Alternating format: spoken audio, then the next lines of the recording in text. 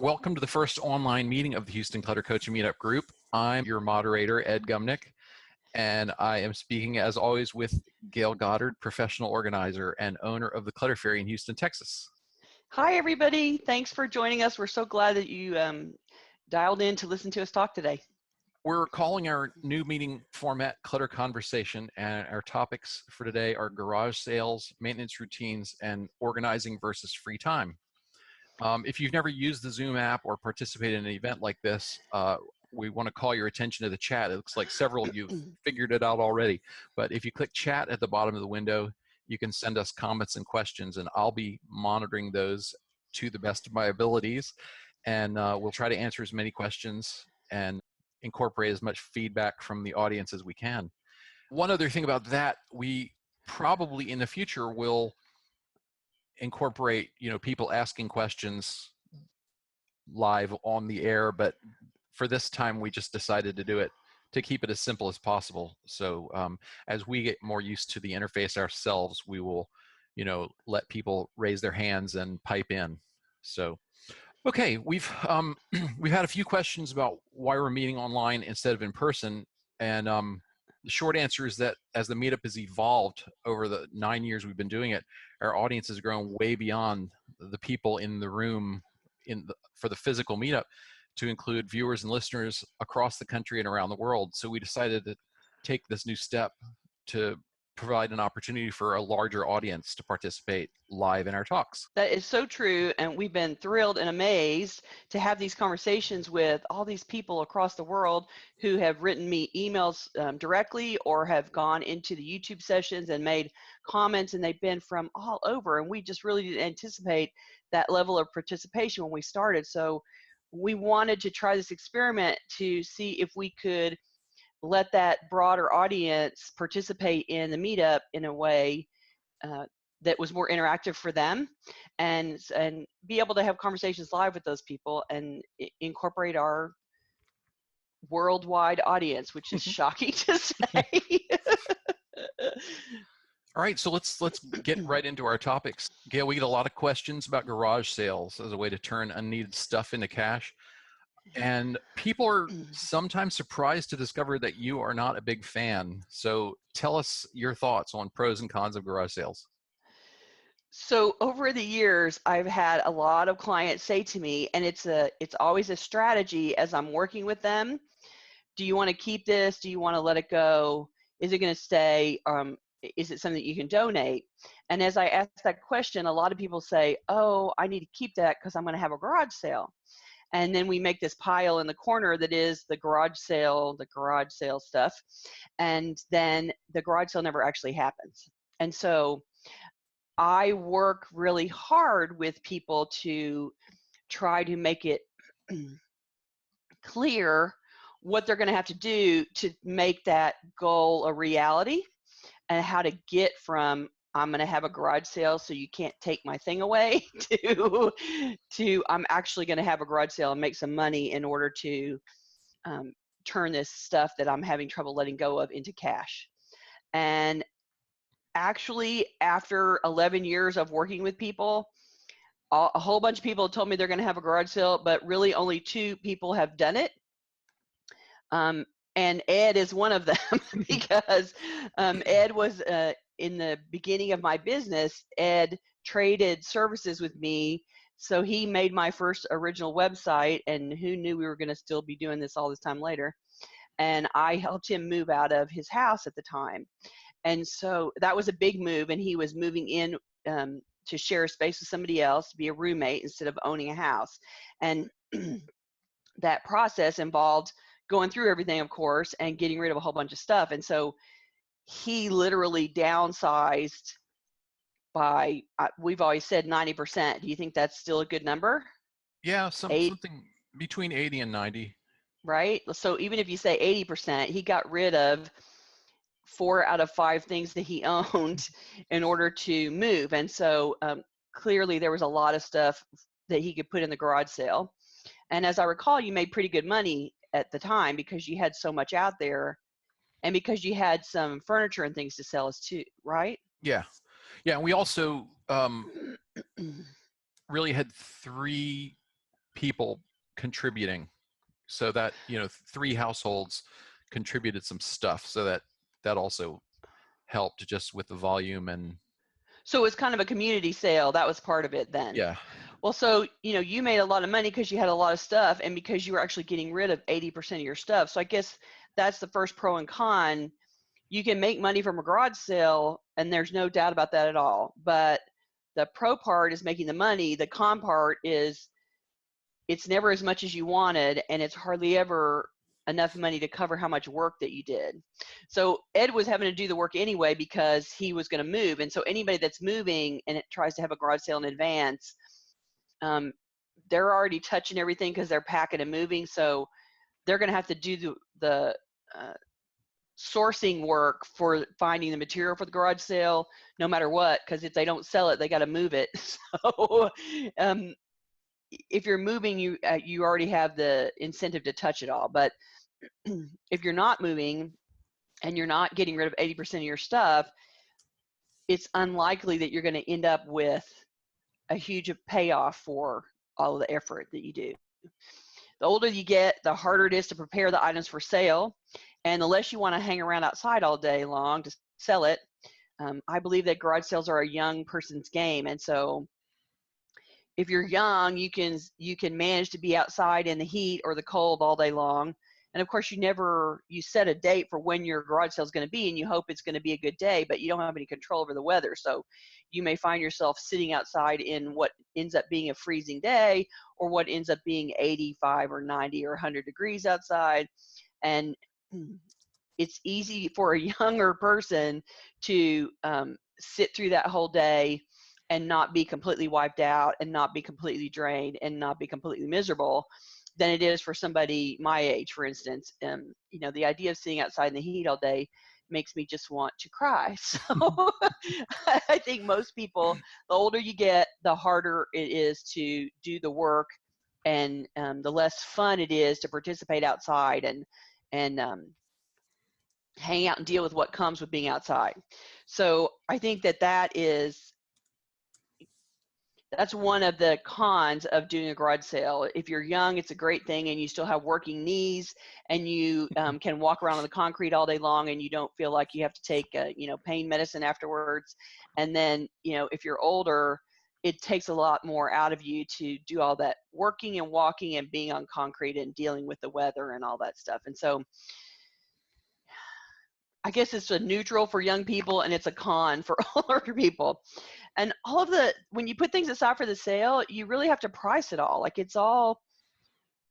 sometimes people do things like they create the $5 bucket and the $10 bucket or the $2 bucket or whatever, and they think that they're going to just categorize it at the sale and in a bucket for sale, which is a good theory, and I think it works some of the time. But if you have a really busy sale, if there's a whole lot of people, then you're going to lose track of what bin they got it out of, and you're going to forget what bin you put it in.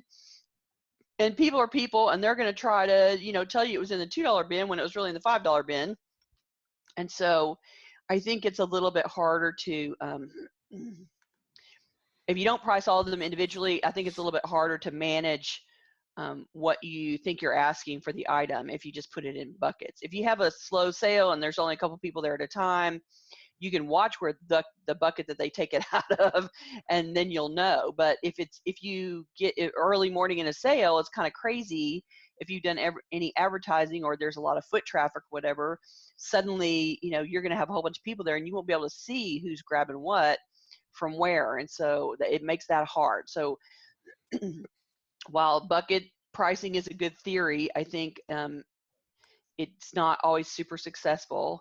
And so then you are tasked with pricing everything that you decide to put in the sale, which might be 400 items, 500 items, depending on how much. I mean, I'm sure, Ed, in your sale, how many things do you think that you put out? Seems like at least 300 or 400 items. Right, and all those things had to have pricing on them. So right. Then you're looking at spending, a significant amount of time putting little stickers on everything so that you can set a price for what you want. Yeah, we actually had we had sort of an open house the night before and invited a bunch of people over to help. And stuck So you had a crew, Sharpies and right? price tags in their hands. Well, we served And said, Mark, everybody dinner, served them pasta. right? So then, then that's part of the work. Like you had a crew to come help you price, but then you also had to cook dinner for them in order to pay, sort of trade their labor. Right. So it's all part of the prep for the sale. So the prep takes a long time. It isn't just selecting the item for the sale. It's prepping yourself to create a pop-up retail store when you don't have a retail store normally. And so suddenly you have a retail store and you have to pop it up. So there's a lot of work involved. The next pro/con is that when you have a garage sale, people want to haggle the pricing. And if you don't like to haggle, or if it makes you feel uncomfortable to haggle, then you're not going to like doing a garage sale. I didn't grow up in that sort of haggle culture. I didn't have a lot of experience with that. And so when I would have garage sales and people would go, hey, I'll give you $2 instead of $3. And I'd be like, why don't you just give me $3? Somehow that concept of haggling about something, I found it distracting and distressing. So if you don't like to haggle, this is not the medium for you, because garage sale people come with a full and 100% expectation that prices are negotiable and they're going to offer you less than what's on the tag, and see if they can get it. And that's part of the thrill of the hunt for them, and that's part of the game of buying in a secondary market, is that they get to wiggle the prices around and see what kind of deal they can make. And so you're going to have to haggle. And if you don't like haggling, you're not going to like being at a garage sale. That's one thing. The other thing is that, so for my clients who are wanting to get money out of their items, it's because they perceive that the items still have a lot of value, and they remember what they paid for them. And so they paid $20 for an item and they're wanting to put 10 on them, for instance, because they think it still has a lot of worth. And when you put your expected price on it and somebody haggles with you, then it sometimes feels insulting. They don't mean for it to be insulting, but if somebody comes up to you and says, I'm willing to pay $2 for that, and you're like, hey, I paid $20 for that. It's like, yeah, but it's a garage sale, and that's what you get at a garage sale. So a lot of people find it distressing when they are, what's the word I'm looking for? When they're invested in what they think the stuff is still worth. If somebody wants to haggle or offer them less for it, then they get irritated or angry about it because they feel insulted. And so the customers fully expect that this is a garage sale and they want to pay garage sale prices. So they don't understand why you're being irritated. They're just wanting to haggle about the stuff. So I do think that my clients who go into a garage sale with the expectation that they're going to get a really wholesale price for what they're offering, they're usually shocked and disappointed because they don't get that. They get the price that is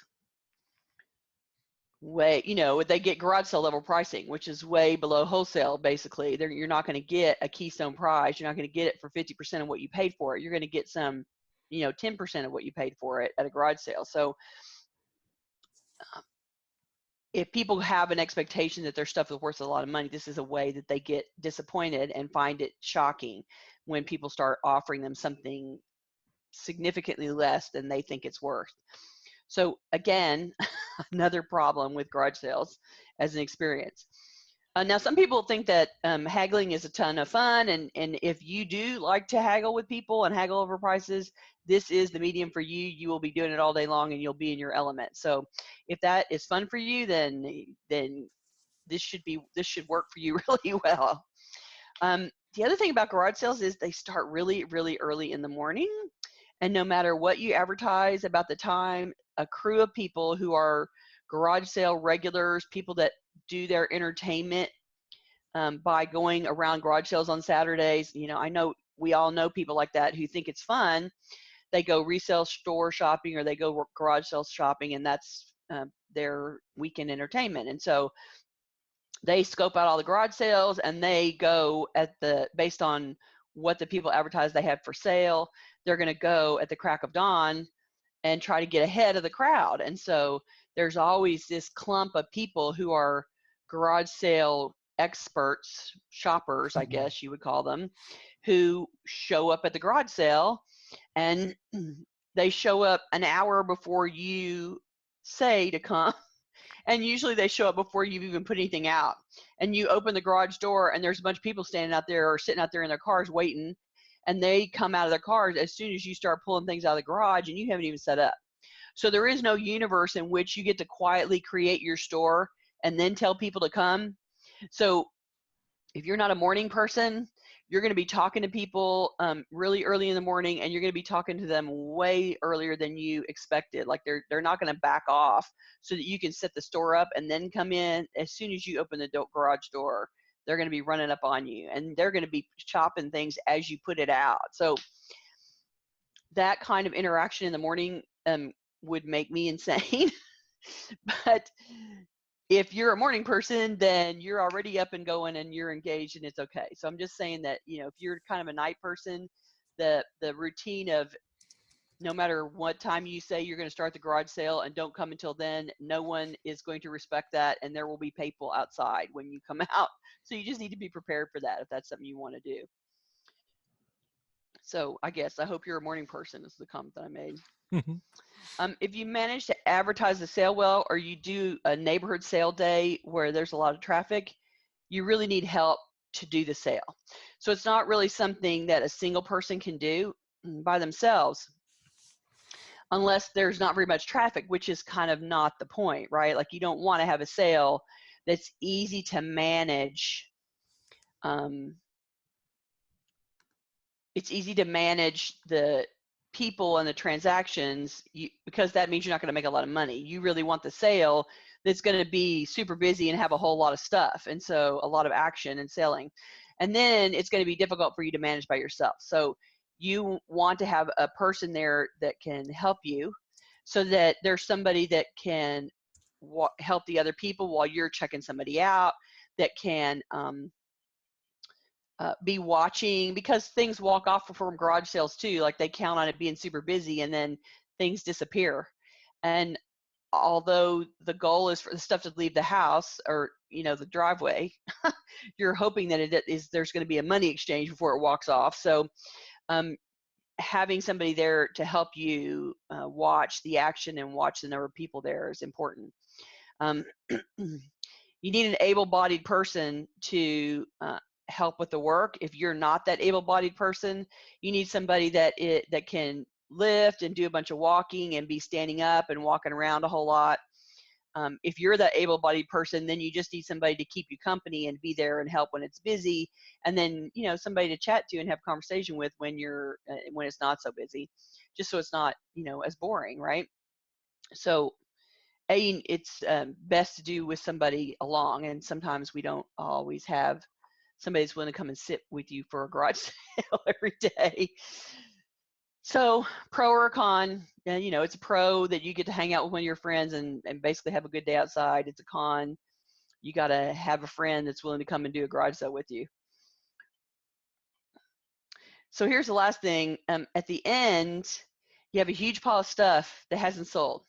And that stuff needs to go to Goodwill. You have to be, or wherever you're going to donate. You have to be ready at the end of the sale, when you're exhausted, when it's over with, that then you have to stop and load the car and take it away somewhere. Because if you take it back into the garage, if you take it back into the house, it's going to stay there forever. If you tell yourself, I'll take this to Goodwill later.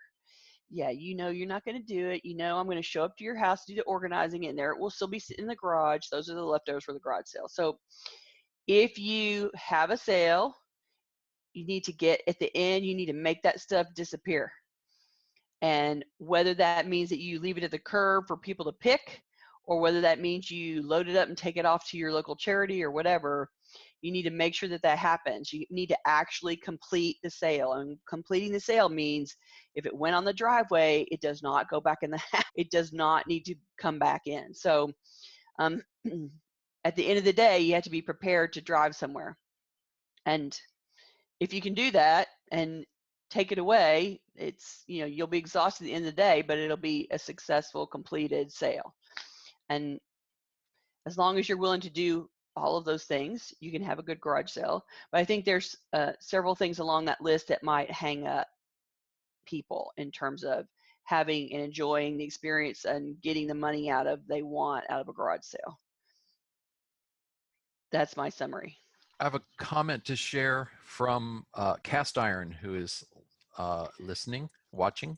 Cast Iron says, we had a garage sale 2 summers ago and made $1,400. Woohoo! People kept saying we had great prices on things.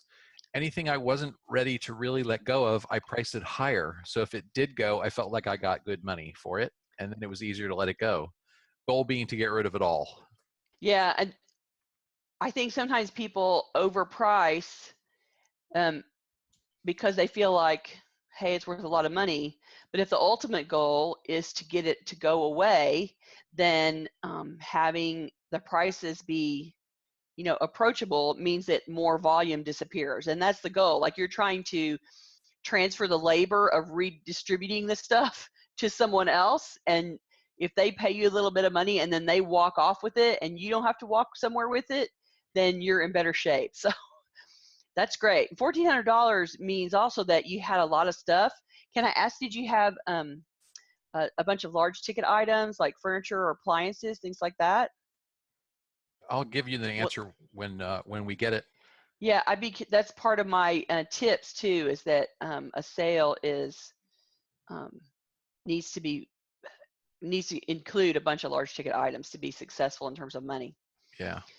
You know, you talked about my sale, and it's not something I'm hoping to do again anytime soon. But right? suppose that one of your clients or one of our viewers needs to get rid of some stuff, wants to make some money on it, and is determined to have a garage sale. Can you offer advice for making the event successful? Sure. I have some tips here. So the first one I thought of was, you should find someone that you know who shops garage sales regularly in your area, somebody that entertains themselves with weekend, you know, resale shop or garage sale work, and ask them how they find out about the sales, because they're going to be plugged into the places where successful sales are found out by people that go shopping garage sales all the time. So find somebody in your area, because it's going to be different depending on what area. There's different little local rags magazines that support it. There's online resources, and they're different city to city. So you need to find somebody that is a garage sale shopper in your neighborhood and find out how they find out.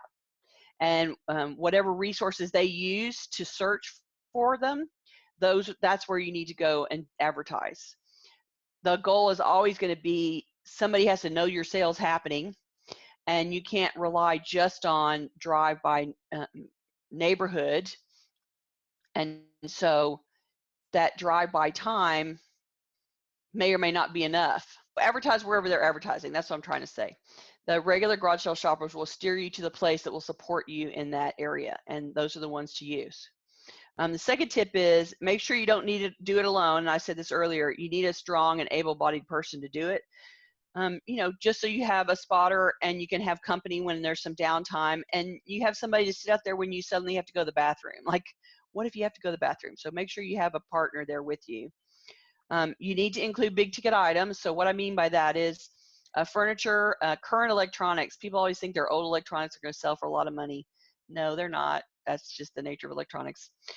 Exercise equipment, large appliances, refrigerator, washer, dryer, that kind of stuff.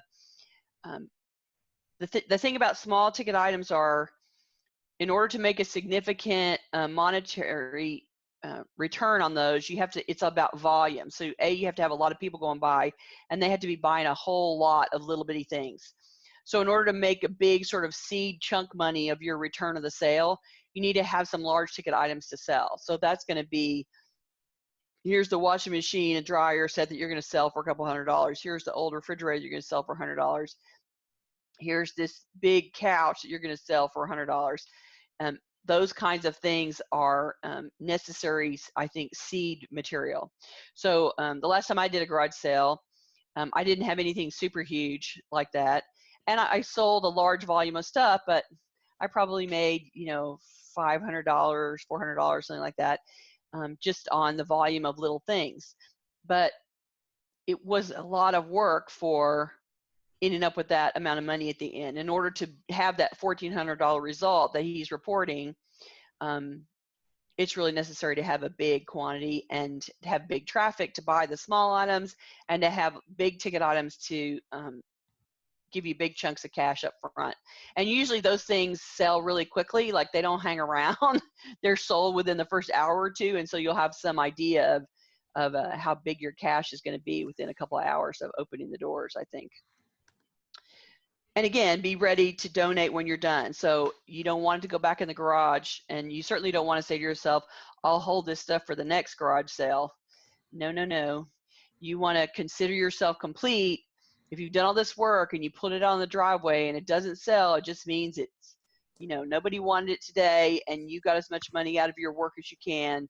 You got your return on investment. Your money is the direct return on investment of your time and effort. And so all the stuff that's left, just package it up and drive it away and be complete. If you send it off to donation, then you can take a picture of it or make a list, and then you get sort of an additional financial result, because you can write it off on your taxes as a donation. So consider that the last little kick into the kitty. If you take things away to donation, then you have a donation receipt and you can deduct stuff on your taxes. That makes that complete. You're done, the end, and you will be super happy if you let it disappear, because by the end of a garage sale day, you're sick to death of looking at that stuff. Am I right about that? Oh yeah. You are totally sick to death of it. So make sure that it goes away. Cast Iron answered your question and said, yes, we had a lot of furniture and lots of other things. It was stuff we were decluttering when I first started to watch your YouTube videos. Yay. Yay. I priced stuff as I decluttered and put like with like to make it easier when the sale came around. Awesome. That sounds like a great plan. And like you said, you had some big ticket items, and that helped you make a big chunk of money. It does happen. People make money with sales, but you did it as part of a decluttering project. So you were touching everything because of the decluttering, and you had big things to sell. And so that's really what has to happen. I think some people, they think that if they have, they have 5 or 6 things that they think are worth some money, and they think, okay, I'll have a garage sale, except that it's not enough to have a garage sale with. And so it never really happens, because they don't actually get to the point where they have 400 items to put out. They just have the 6 that they want to sell somehow. And so the garage sale isn't really a solution for that. One other thing you didn't mention is looking for opportunities to participate in community garage sale events. Sometimes a neighborhood association or a church or a school will have a communal garage sale where you can go and sell get a table and sell your 15 things out of the trunk of the car or whatever. Yeah. And those are, you still have to transport the items, but it does mean that you're hanging around with a whole bunch of other people, and it does mean that there's probably a built-in amount of foot traffic that way. If the church has a garage sale every year and there's always 50 people there, then everybody that does garage sales will show up and shop that environment, because it's a ready-made big variety of things. And so the question will just be whether you end up with whether you sell the stuff that way, or sell it enough to, if you've got 15 things and you show up and you sell 3 of them, are you going to be happy at the end? And that's really up to you. But it does make those kind of sales, those kind of community sales, guarantee foot traffic. You don't have to generate the foot traffic. You don't have to do the advertising, and that makes it easier. It also makes it easier that you've already put it in the car once, so then you can drive straight to donation. Like, you don't have to take it home again. You can just, okay, we're driving by the sale. Did it sell? Did it not sell? If it sold, great. If it didn't sell, I'll just keep going, and now I'm going to go donate it and get my money out of it as a donation on my tax return. And it gets it out of the house. I'm telling you, once you've loaded it into the car, you do not want to take it back out of the car and put it back in the house. And so handing it off to somebody else, however that's accomplished, is a great thing. Definitely. Okay, let's move on. We get a lot of questions related to maintenance. One of our YouTube viewers asked recently, how do I avoid rebound after 2 years of decluttering? And another one said, asked, how will that beautiful closet look a month or a year later? Will I consistently have the self-discipline to keep it neat? Let's talk to me about maintenance routines. So the reason that we wanted to cover this is I do get this question a lot, and I go back to houses where I've worked and I'm doing work in the closet, and then they call me back 6 months later and it looks a little scrambled again. But usually what happens when you do a decluttering version is you pare it down as well. So I find that when I come back to the scrambled closet, there's less going on in there than there was before. And there is still the bones of the original organization project in there. So it's not as hard to reset it as the client thinks it's going to be. And I can usually, deconstruct and put back in a much shorter period of time than when we originally decluttered the closet. And so I think people wish that they had the ability to put things up as they use them. And I have to say that I'm pretty good at that. But there are things that I still don't put up immediately upon use. And I think that that's something that we strive for, like we're going to use it and we go put it back, and we use it and we go put it back. So an organized person or a super neat freak person is going to do that regularly and constantly. And so their maintenance is that they constantly put things back as they use them. But most of us, and certainly most of my clients, are not coming from that place. That isn't their strong suit, putting it back immediately as they use it. And so truthfully, that's not your maintenance routine. But what you're aiming for instead is trying to figure out what you're willing to do on a recurring basis to maintain your area. So if you don't want to reset things every night, or you don't want to reset things as you use them, then doing something every day isn't the maintenance routine that's going to work for you. But you can still have a different maintenance routine where you plan to do it once a week, or you do it every 2 days, or whatever works for you. The important thing is to recognize that the longer time between maintenance, the less like maintenance it is, and the more like starting over from scratch it is. So part of creating the maintenance routine is figuring out some sort of recurring process that you're willing to do, regardless of when that actually takes place. So maybe you work on it on Saturday afternoon or Sunday morning, or maybe you do 15 minutes every night during the week and you do nothing on the weekends, or you have to pick a process that you're willing to do. Maintenance by definition is a constant recurring thing that never comes to the end, right? Like that's the definition here. And decluttering is something that you have to do without fail. I mean, it's a chore, just like cleaning the toilet. You can't clean the toilet once and then the toilet is clean forever. You have to go back and clean the toilet again after a while. And so the same thing is true for managing your stuff. You keep living your life, you keep buying things, you keep adding things to the house. And so having a recurring maintenance process is how you stay ahead of it. And some things don't, like you can have different maintenance processes for different things. So maybe if paper is your constant challenge, then maybe you want to do a more frequent maintenance routine with paper than the clothes in the closet. The ones that hang you up the more are the ones that you're better off doing more often. Overwhelm is a good measure for this. You should work on maintaining an area before it becomes overwhelming. Once you're overwhelmed, you will shut down and you'll have a harder time starting, and sometimes you just give up at that point. So you want to start working on the process while it's annoying to you, or you can tell that it's getting bad, but that you're not overwhelmed yet. And what that means is it's small enough you can still face the task and you can still talk yourself into doing it. You can still do it even though you're annoyed, and that's how you keep doing it in chunks that are manageable and that you're willing to face. So once you get overwhelmed, it means that your maintenance routine hasn't happened frequent enough. You need to be doing maintenance before you get to that place. And if you can go in and still do it and not be overwhelmed, that means you're maintaining it often enough, I guess is what I'm saying. There's always a way to circle back and do some more. And if you have to break it down into ever smaller parts to keep the maintenance going, that's okay. You can do that. And if you have to do in stages, like people don't like to do the laundry, they get annoyed about the laundry, and so you put the laundry in one part of the day, and you come back later and put it in the dryer, and then you come back later and take it into the closet, and then you come back later and fold and hang. Sometimes, you know, it's so annoying that you don't want to fold and put everything away all at once, but maybe you can do it in 5-minute increments. You go in the closet, you hang 2 shirts, and you go away.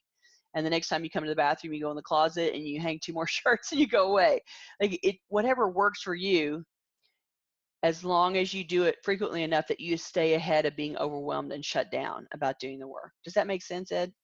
Okay. Yes. I do want to say that, elaborate about the different maintenance routines for different areas. So for instance, I want to reset the kitchen more frequently than I do, say, my office, because, you know, there's dirty food and dirty dishes, and you don't want stuff all over the counter, and you're trying to keep your food, you know, healthy and edible, and you're trying to keep the dishes from turning into toxic waste in the sink. And so there's some incentive for resetting your kitchen more frequently.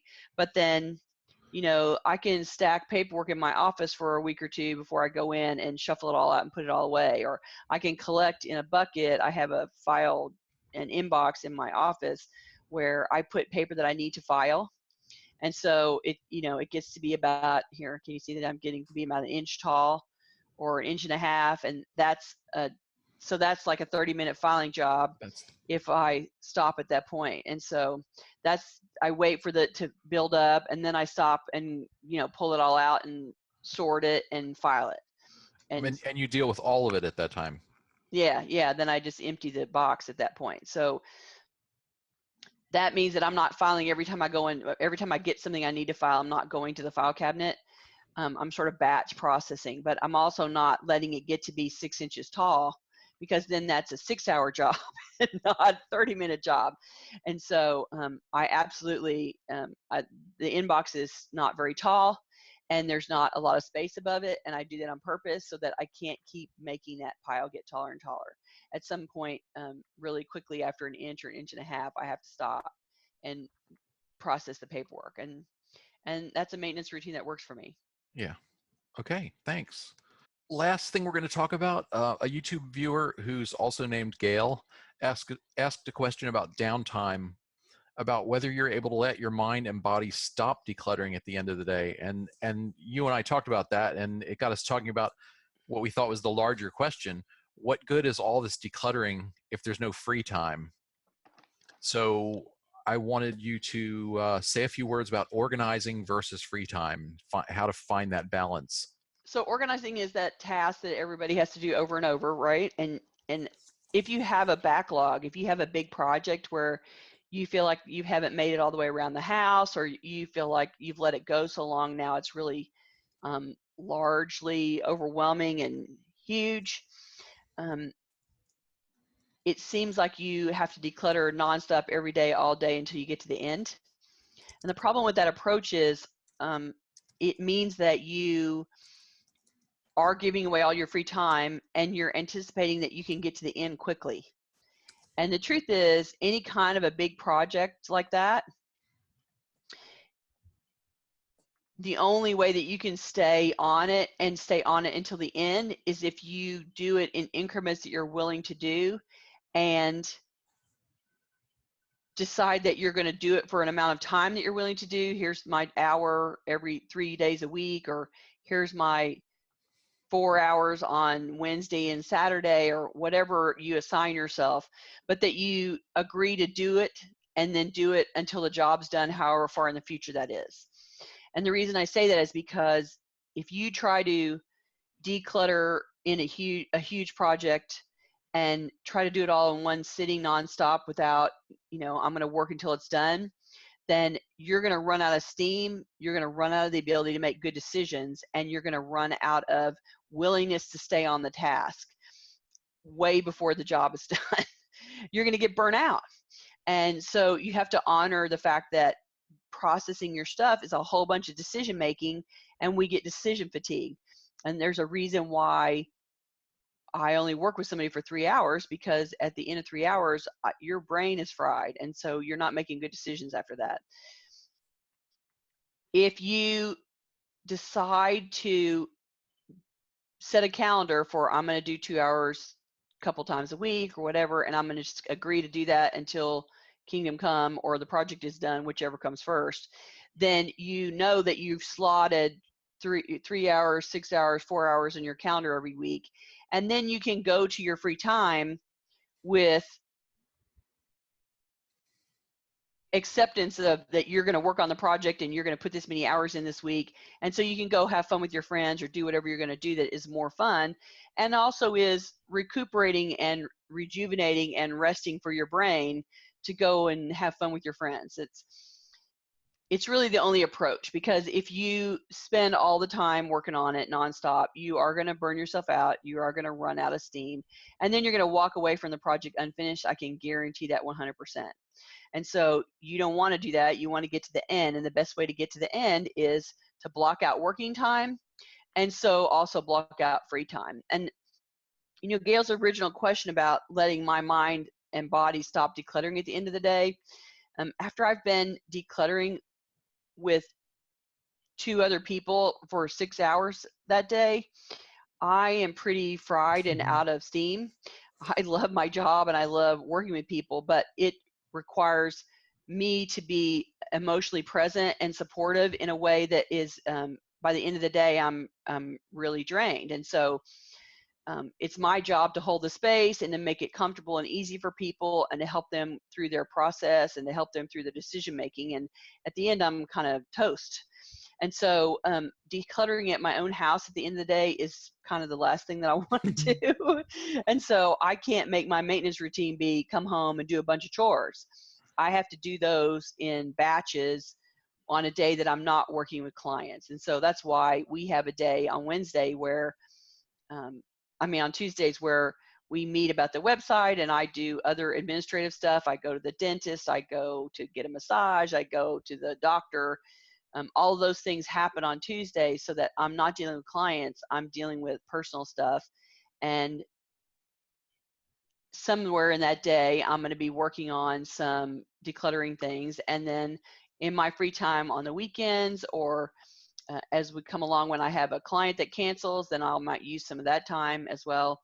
So I have to work my own decluttering at home into a slot where I haven't spent the whole day working with clients.